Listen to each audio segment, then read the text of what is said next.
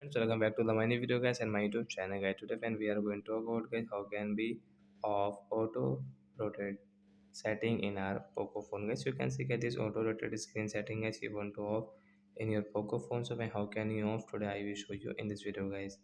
So before starting video guys, first of all go and subscribe the channel guys. Click the bell icon, like the video guys. So first of all guys we will on our phone setting to off this auto rotate setting and guys scroll it. Friends, you can see this tab of setting. Friends, click on guys your display and brightness setting guys. Tap here again, scroll. Friends, you can see guys this auto rotate setting guys. We can off from this right side. After all guys, you can see guys your screen will not rotate. So I hope friends you have understood how to off auto rotate. So that's it guys. Thanks for watching the video guys.